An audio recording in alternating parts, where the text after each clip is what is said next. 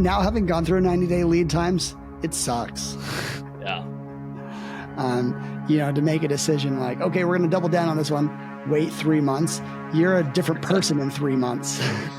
You're different. Yeah, for sure. And the market's going to shift, and anything that's design driven as well. Like, you've got to jump on trends ASAP. Yeah.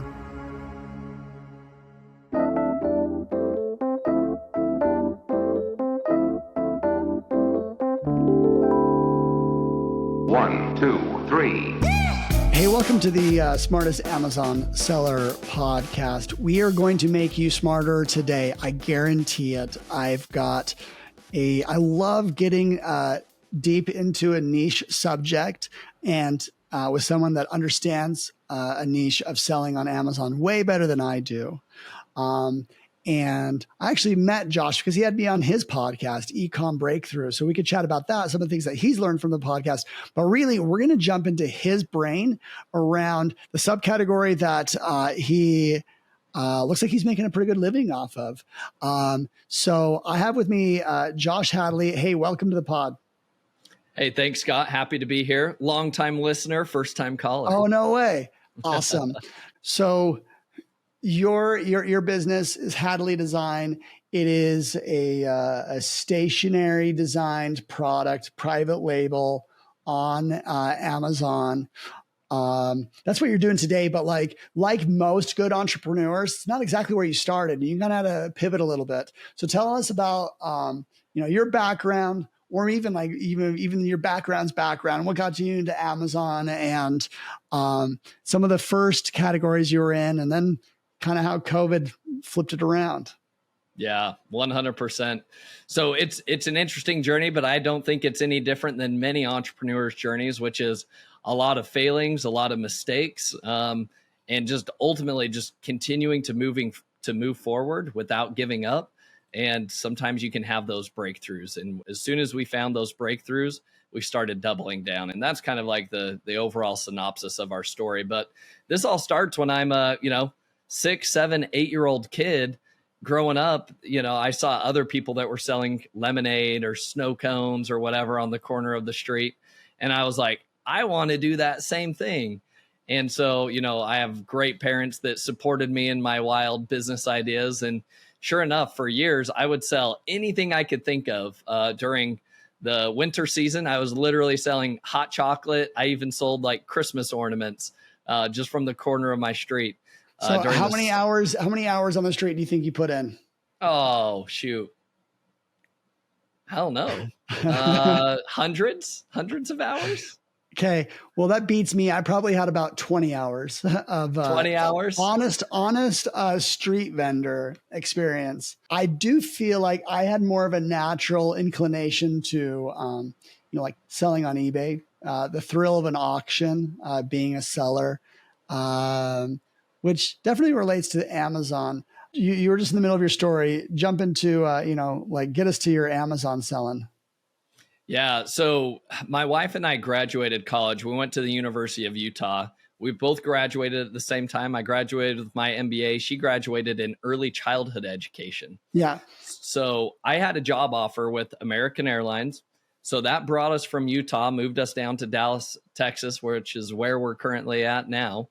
And when we moved down here, my wife was like, hey, do I need to go get a job? Or I've always loved art and I've always loved designing, but I've never actually studied graphic design. Do you mind if I just toy around with this for the summer? And I was like, yeah, that's fine. Like my income will be sufficient for just the two of us. So go ahead, do what you're going to do. So she ended up, she's always been super, super creative at a very young age. She won national art contests, even at a young age. She actually designed a greeting card for, I don't know what greeting card company it was, but it was selected as the winner. And it was the one that got published and actually went into distribution when she was in her young, 8, 9, 10 years old. Right. So what I love about this story is both her and I are doing what we absolutely love to do.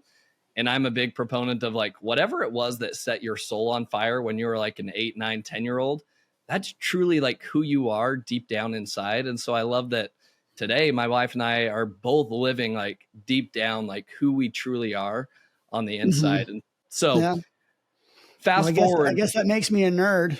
Yeah. What's your story, Scott? What were you doing when you were 8 years old? Probably video games. I got really like nerdy into like strategy games. Generally, I still am into strategy games. But I play more board games lately, and me and my wife, we get into that. But like, that's kind of how I play. Like, I think, I've heard this on other podcasts where like, people that get like really into like, say competitive gaming actually do pretty well in business because, you take some of those same skills, jumping into a situation, trying to minimize and maximize like different levers. Next, we're going to see you, winning some of these video game tournaments or whatever. There's crazy money to be had in some of those. Yeah. I don't think I've played a video. I haven't played a video game in 6 months. I'm on a fast. Who knows how long that lasts, but like it's a productive fast so far. But oh shoot, I do watch other people play a little bit in my downtime. I'm a new dad, so and a business owner. It's not a great leisure time of life. You've been in these design categories where like people actually like, you design something, people buy it. That could be stationery, education products, even down into like t-shirts, mugs. Tell us about this category.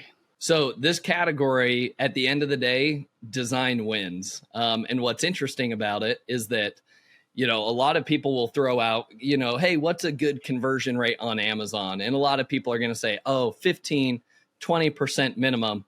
And in design-based product categories, 5 is the average.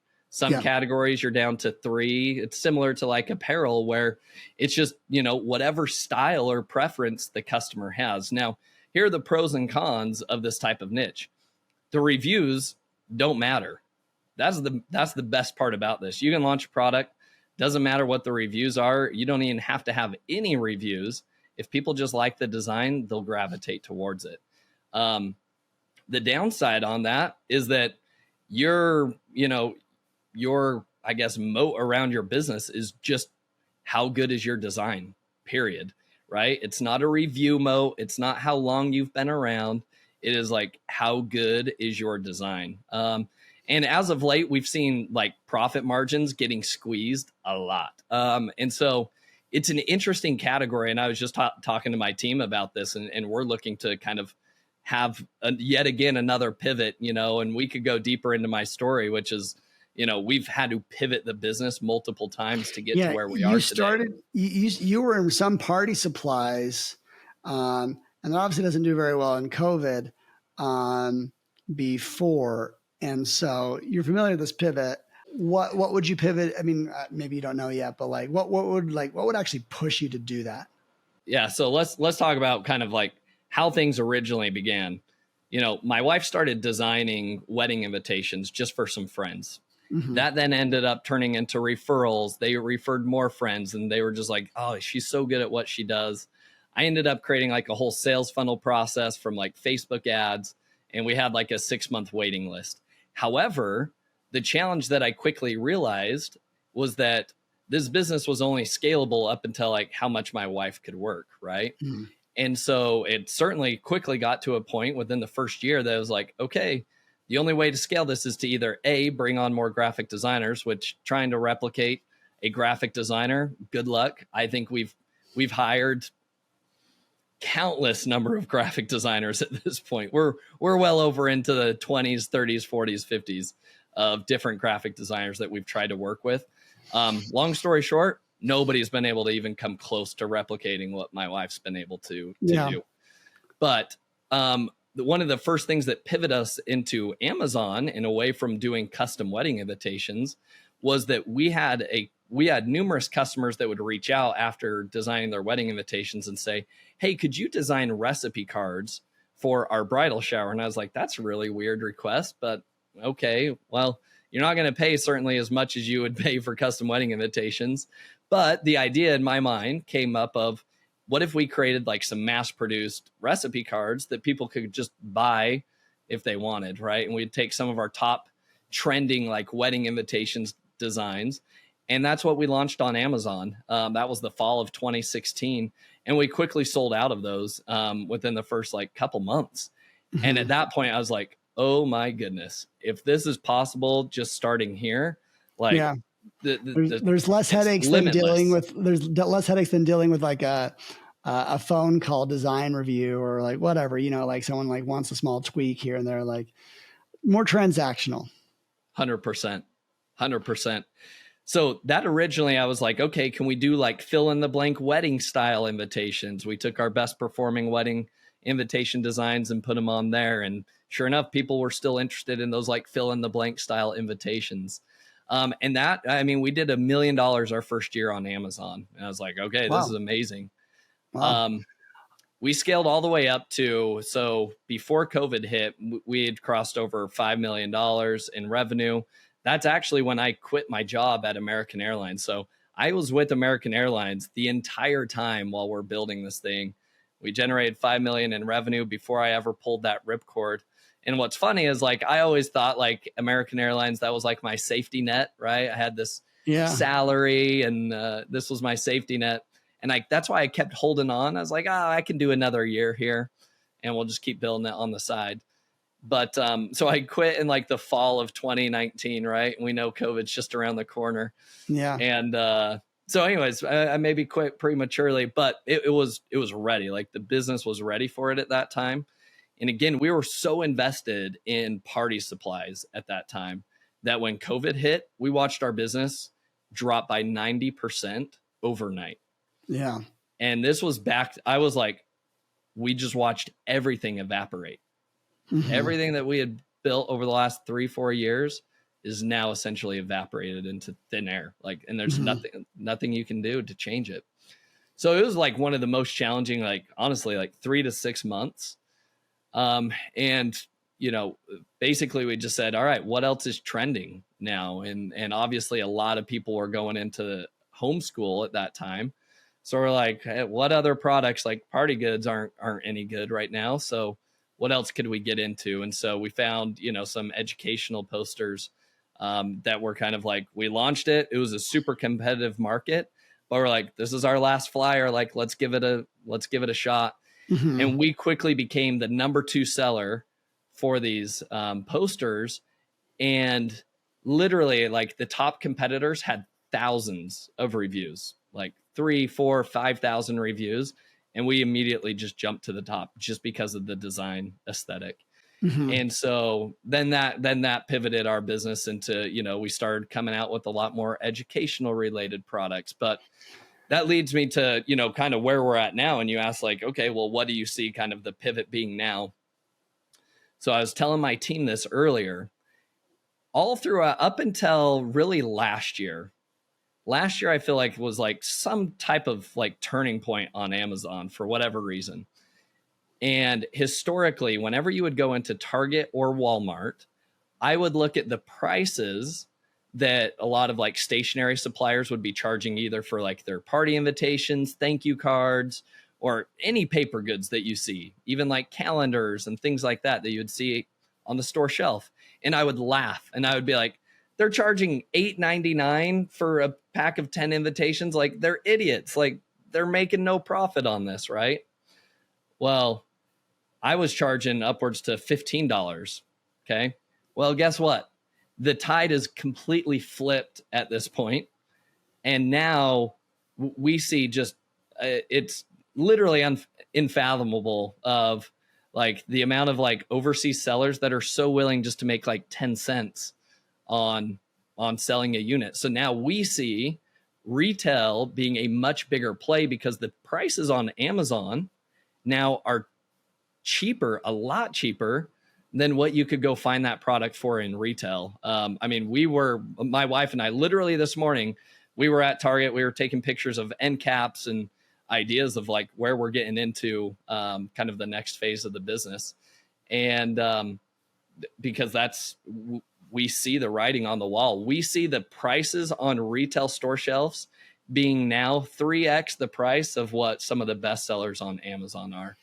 And so for that reason being, we're like, okay, it's time to make this next move. And that doesn't mean like Amazon's forever bad. It just means it's 10 times more competitive than it's ever been. It feels like it's like been a race to the bottom, but 100%. Are they coming up with new designs or? Yeah, you can come out with new designs. However, here's the thing that has happened. So Amazon used to do a really good job of like policing IP infringement and stuff like that. What's happened is all of these overseas sellers, what they're doing is they're going to Etsy and they're taking the best sellers that are on Etsy and they are literally copying them pixel for pixel. And these small Etsy sellers have no idea that they're kind of being taken advantage of and their stuff's on Amazon. I'm in a lot of those groups. Okay. Yeah. People chat. They're like, hey, like my stuff just got ripped. Yeah. They're like, I see my stuff all over Amazon, but I can't get it taken down. And so Amazon, and we kind of notice the same thing because we have the amount of cheating that happens. I mean, it happens in every category, but especially in a design-based category is just insane. And unfortunately, we spent literally probably like 5 years of not protecting our own IP, and that's shame on us. One of the biggest things that we've done as of late is we have hundreds of design patents for our products. In addition to that, we have copyright certificates for every single one of our designs, which means we could go claw back revenue from a lot of those overseas sellers. So we could actually go sue them in court and actually claw back a lot of that revenue, and Amazon will freeze their accounts. Right. That's kind of, I think how most people understand copyright law is supposed to be implemented. The people that actually create it, they get to use it, but that's still a challenge. It feels like it's a bit of a whack-a-mole, and 100%. The truth is Amazon doesn't want to be a part of the whack-a-mole game either. They don't love their platform is so in demand that people just can like take advantage of a situation. Yeah. Well, no, and that's what we've seen change on Amazon, right? Like Amazon used to be comfortable being the middleman and they would like take things down. Now, basically, the script is this on Amazon. If you truly believe you have a case against these guys, go sue them in court. Then we'll do something about it. So that's the challenge. A lot of these Etsy sellers, they can't sue anybody in court. They're not going to pay the legal fees. Well, and so they just get taken advantage of. Only 20% of them would even be aware or even like 100%. Like have the wherewithal to like do it. So like these copyright infringing sellers, they're gonna win as more often than they don't. Yeah.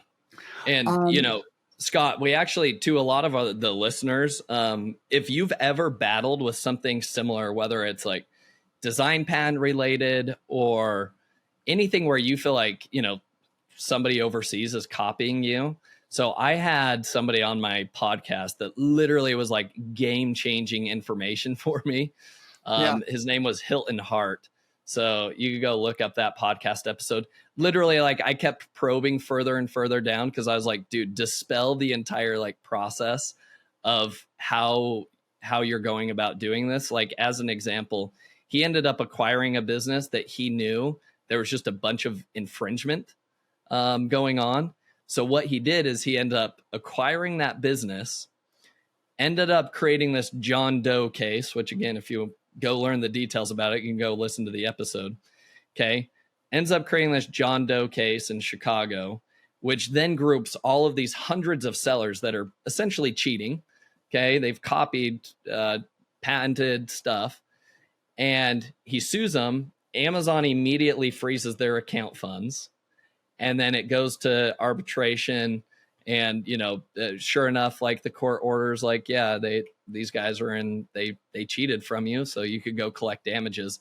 Anyways, he then makes more than what he paid for that acquisition just in collecting all of those royalty fees and basically those damages for that product. So like, that's like, it literally was like, just like a mindset shift for myself to be like, there's a whole other approach to this. Instead of just feeling like, it's always whack-a-mole. It's actually like, how can you use IP as a very defensible and actually an offensive strategy for your business? I've been a part of a lawsuit that targeted 30 sellers, and we've sold tens of thousands of products. So like, I'm not surprised that something that we sold like infringed. It was actually the title of the product, like had a trademarked term. They grouped us all in. We settled as fast as we could because we had actually $500,000 sitting in Amazon. Like, it was worth it for us to pay a few $1,000s to just get out of it. Even though if we were just a reseller. Yeah. We just wanted to get out as fast as possible. I think a lot of brand owners, specifically creative owners, should, leverage that. So you could almost say the barrier to entry to this business for reals, like the business that you have, is good design. Like when you think of people, say have you ever told someone or watched someone get into this space? Mm-hmm.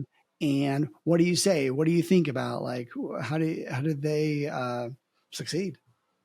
Yeah. So what's interesting, so we source all of our products here in the US right now. And what's interesting about this is I think it's a competitive advantage. And because one of the things that's challenging is you have no idea what design is going to perform well.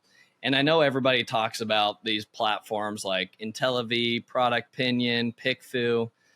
And you could go survey their audience, throw out a bunch of designs, see what people think. However, the downside of that is, I don't know, I would say the majority of the time we've seen the exact opposite come true on Amazon. What people think and what people buy are two different things. 100%. Yeah, you hit the nail on the head. The people on Amazon are voting with their money. The people on Product Pinion and IntelliV, all of that, they're getting paid to check a box for you, right? And so they have no investment. They're just going to be like, this they're one. Not in market. They're not in market. Correct. They're not shopping for it.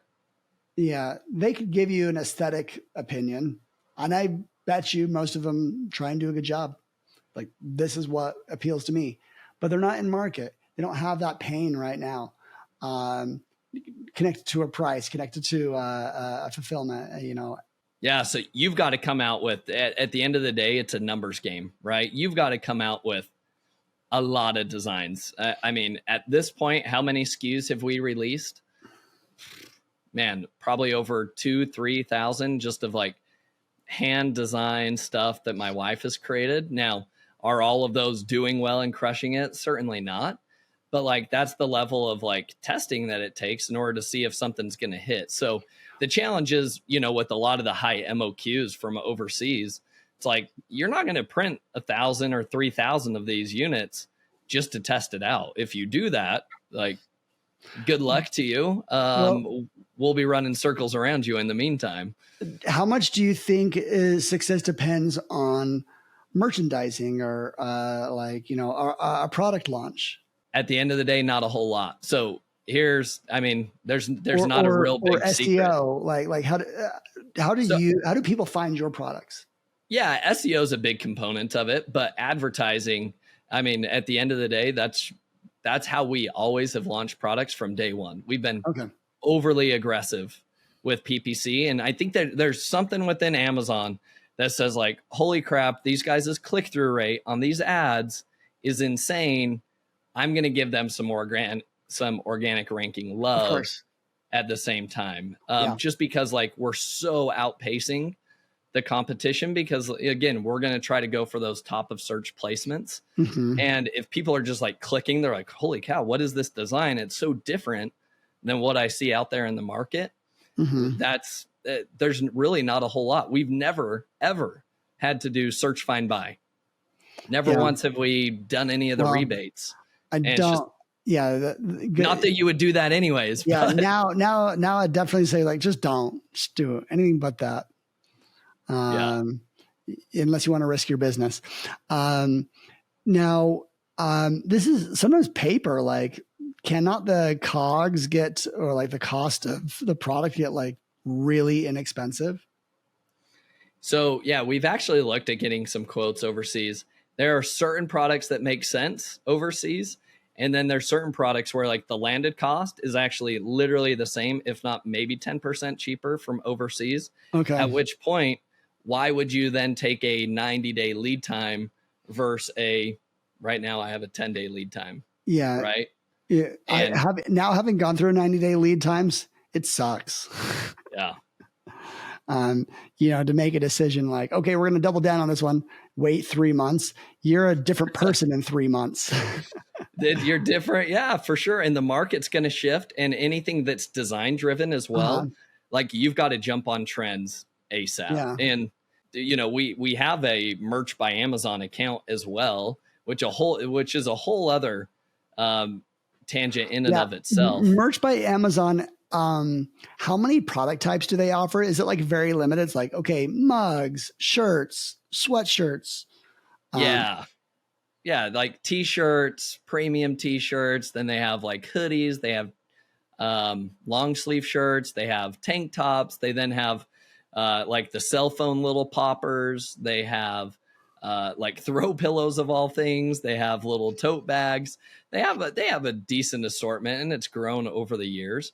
But oh my heavens, that thing is just like, that is purely a numbers game at the end of the day, because your product, your main images look the exact same as everybody else's. You only have, I don't even know what the character count is in the title right now, 50 characters. So you don't get a lot of like room to really do anything with SEO. What's the best Merch by Amazon product of all time? For us? Or for like what you've seen out there, like, oh, this person did t-shirts. I mean, t-shirts at the end of the day. But is there a specific shirt that like someone created that just like made them $1 million? Oh yeah, I think there's those designs every single month. So you could go on to, so the platform to look at is called merchinformer.com. Okay, so go to merchinformer.com, and they will actually show you like the top trending designs. So especially during political campaigns, like I know there were like Trump shirts that were just on fire back in 2020, like just lighting it up. Really, and Amazon doesn't like this, but if you can kind of play in the gray areas, if you can go off of like when the Taylor Swift and Travis Kelce thing was a big deal all over the NFL, right? Like people created some, like they're skirting around the edges there, but they were like Swifty t-shirts with Travis Kelce and stuff like that. And they were absolutely crushing it. So at the end of the day, it's staying in tune with like pop culture, what's going on in the news. I would say they're gray area because they're maybe like they're not using logos or like trademark things, but like close to it. Correct. Yeah, they're close to it. Like, so like in a good example of this is like, because I saw one of these shirts, it was like Taylor. And like, you can tell like it's a Taylor Swift, and they've got like Swifty is like it's not Taylor Swift in one keyword phrase. It's like Swifties like worked into their bullet point somewhere else. Right. So you can see that. And here's the real secret sauce for a lot of these like merch sellers is like, if you build a really good community, like a lot of them that do really well, they have a big Facebook group. And they're just like a lot of moms, and then they'll drop like, hey guys, I designed this new shirt. And like the moms like love the pop culture, whatever's going on. And they'll go purchase it.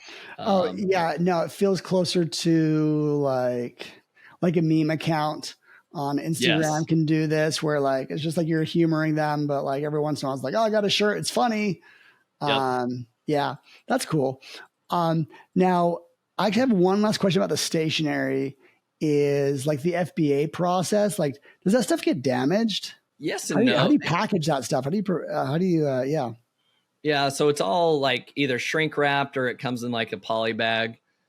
So really it's pretty straightforward. And again, that's one of the things that, a lot of people like ship in like boxes, and like the boxes make things bigger, right? Which increases your FBA fees. And I mean, that I think is like the biggest challenge for any Amazon seller right now is navigating the Amazon fees. And here would be my response to this, right?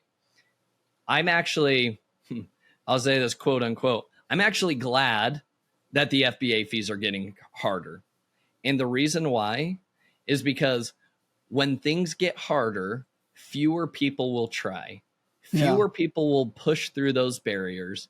And honestly, like, and we talked about this before we hit the record button, the biggest moat for any Amazon seller right now is the complexity of an Amazon system now.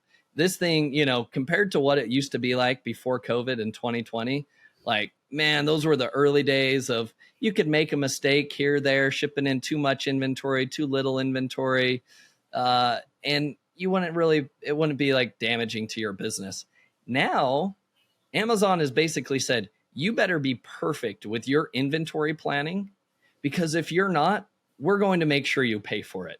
Yeah. And it's going to get really, really expensive for you. If you need to remove inventory, thanks. It's going to be $1 plus now. Whereas back in the day, I'm used to 20-cent removal fees, right? Yeah, like 15 cent. Yeah. And the game has completely changed. Yeah, no, it's rough. But then again, the smart ones will still know, like, okay, these are margins I have to do, so I have to do this. Like they'll maneuver things around and not sell things at a loss, so that they could stay in business another day, so they could build a few extra designs. You've been around a lot. You've been doing your podcast. What are some of the most interesting things that you've learned on the podcast? Like, we obviously don't have time to like jump into all of that, but yeah. So one of the most downloaded episodes is from Matt Altman, and he shared his launch process. Matt Altman, if y'all aren't following him, you should go follow him. That dude is wicked smart. But he shared the launch process that he uses, and they're constantly launching new products. And he's not necessarily in a design-based product category, but it was a good mindset shift for me. Mm-hmm. And basically the gist of that was like, look, it is a quantity over quality type of game. But what he shared in that episode there are certain benchmarks that you need to be measuring. And if you're not hitting those benchmarks, then you kill the products and you just move on. And basically you double down on what's working really well. And so one of those metrics that he shared was brand metrics. Okay. So if you're not familiar with that, you can go into your advertising console. I think it's like the heart button, I want to say. I don't know, on the left-hand side. It's one of them. But if you click on it, you'll see like brand metrics. Okay. And then you can go into like your specific category. Okay. Because we're selling in multiple categories. But you could go into like your category and then get to like the very granular, like what's your lowest category level on Amazon. And then what Amazon's going to do is it's going to give you the median conversion rate for the entire category. They're also going to tell you who has the best conversion rate for the category. And then it's also going to tell you your product's conversion rate. And basically he uses that as like the guiding rule of thumb to say, hey, you've got to be surpassing this benchmark within the next 60 days. If you're not, we're going to start killing this product, or we're going to be looking at optimizations along the way. How can we change our main image? How do we increase the click-through rate? There's a method to that madness. How else are we changing the secondary images so that we are conveying more value up front? So like that was like looking at the brand metrics, like that's probably like one of the good mindset shifts that came out of that episode. That again, so many people, one of the funny things I see is like one of my favorite comments on that video, because it's on YouTube, is like, how in the world does this thing only have 100 reviews? I've never heard like this level of like detail for like a launch process. So, so that's Matt Altman. I don't know. Yeah, do you want to dive further there? The best content that I've ever heard on Amazon doesn't mean it's like getting a ton of views or listens or whatever. Usually the best stuff is on podcasts. The YouTubers, they're gaming an algorithm. They're trying to look pretty and jumpy and I've even seen a few videos where they're like, these guys are lying to you. And it's like this whole like Amazon, insider conversation where like the podcasts are where people have a longer bit of time to speak a little bit more loosely and say what they're actually doing. So it's a good segue. So, your podcast that you've been doing for a while, Ecom Breakthrough, you guys should check it out. We know that we only have so much time to listen to pods, but you know what? We could also recommend. There's a podcast that you had this guy named Scott. Maybe you could check that one out. I don't. The Scott Needham. He's a so-called smartest Amazon seller. So his is a good episode to check out. That name doesn't always sit well with me. It's a little bit more braggadocious than I like to be, but it's fun. Okay. Well, Josh, thank you so much for coming and sharing and talking about a niche, that has like strengths and challenges. And actually, thanks for being transparent with it all. Oh, there's one last thing that I forgot to say is your goal is to acquire design-based brands. Yeah. So our long-term vision is to become a mini aggregator, so to speak. I know aggregator is a sour word right now in many people's opinions, but a mini aggregator for design-based product brands. My wife's a fantastic designer. So if anybody has a design-based business and they're looking to exit that brand, you're welcome to reach out to me at Josh at Ecom Breakthrough. That's Ecom with 2 M's. And would love to hear from you. Yeah. And there's no better person to exit to than someone that actually really understands the business. And I guarantee you, most people don't have the level of knowledge that you do. Shoot, I just had to throw that plug in because I thought that was interesting. So now we're ready to wrap up. Thanks, Josh, for jumping on. Thanks again, Scott. Okay, with that, we'll catch you guys on the next episode. Take care. 1, 2, 3.